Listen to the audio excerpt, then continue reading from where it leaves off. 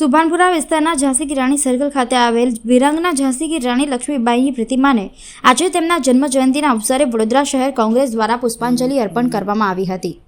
રાણી લક્ષ્મીબાઈ 1857ના સ્વાતંત્ર્ય સંગ્રામની અગ્રણી વીરાંગના, વીરતા અને બલિદાનના પ્રતીક રૂપે ઓળખાય છે. દેશની આઝાદી માટે તેમણે આપેલા બલિદાન અને શૌર્ય આજે પણ કરોડો ભારતીયોમાં દેશભક્તિનો જ્યોત પ્રગટ કરે છે. તેમની અદમ્ય શક્તિ, અડગ મનોબળ અને અસાધારણ નેતૃત્વને યાદ કરવા શહેર કોંગ્રેસ દ્વારા કાર્યક્રમ યોજાયો હતો.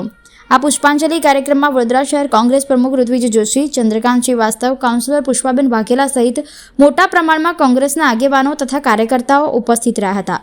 સૌએ રાણી લક્ષ્મીબાઈની પ્રતિમાને પુષ્પાંજલિ અર્પણ કરી અને તેમના બલિદાનને વંદન કર્યું હતું.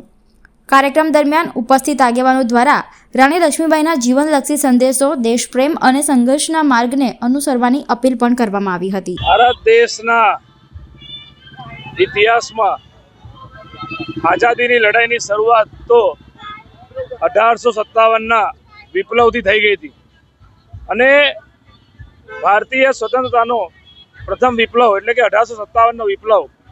અને 1857ના વિપ્લવમાં એક મહિલા જે યુદ્ધના મેદાનમાં તલવાર લઈ નીકળી અને એ ઝાંસીની રાણી ખૂબ લડી મર્દાની હતો, ઝાંસીવાલી રાણી હતી. અને એ સમયમાં અંગ્રેજોને ધૂળ ચટાઈ અને એવી વીરાંગના ઝાંસીની રાણી લક્ષ્મીબાઈની આજે જન્મતિથિ એ નિમિત્તે કોંગ્રેસ પરિવાર દ્વારા ઝાંસીની રાણીને પ્રતિમાને પુષ્પાંજલિ કરીને અમે સતત નમન કરીએ છીએ. આ દેશના ઇતિહાસમાં મહિલાઓની જે ભાગીદારી આઝાદી પહેલાં હોય કે આઝાદી પછી, અને ખરેખર એક ઉત્તમ ઉદાહરણ જો કહેવાય તો એ ઝાંસીની રાણી છે.